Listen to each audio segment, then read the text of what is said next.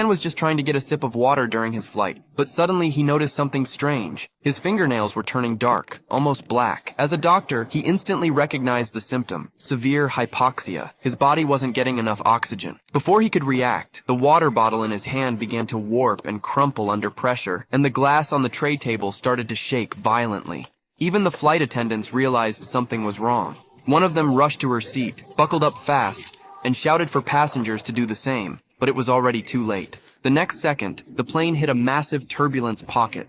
The water in the cup floated into the air. Zero gravity. The cabin had lost pressure, and those who hadn't fastened their seatbelts were yanked from their seats by the sudden rush of air. Chaos broke out as the entire cabin shook violently.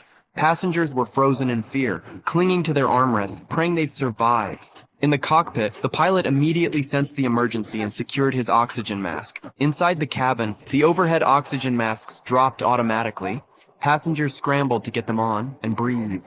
But Jack's wife wasn't so lucky. Before she could get the mask on, the lack of oxygen caused her to pass out. And what no one knew was that a young girl was in the lavatory when it all happened. With the violent turbulence, she couldn't get the door open. Trapped and suffocating, she eventually collapsed on the floor. Meanwhile, Jack, desperate to save his wife, stumbled toward the flight attendant's station. He managed to find a portable emergency oxygen tank and quickly strapped it onto his wife, just in time. She began to breathe again, escaping death by a thread. Then, as suddenly as it all began, the cabin pressure began to stabilize. The turbulence stopped. Flight 7500 had somehow survived the ordeal. To calm everyone, the captain made an announcement. He explained that the plane had flown through a powerful air current, which triggered a storm and caused damage to a cabin seal. That's what led to the sudden loss of pressure. But the crew had taken emergency measures, and they were now lowering the aircraft's altitude to stabilize the cabin. Passengers finally started to breathe easier. Not long after, a flight attendant found the unconscious girl in the bathroom. Panicked, she grabbed a spare oxygen tank and got it on the girl. Miraculously, she woke up. It seemed like the nightmare was over, but no one expected what came next. That's when a middle-aged man began gasping for air, as if something invisible was choking him. The real disaster had only just begun.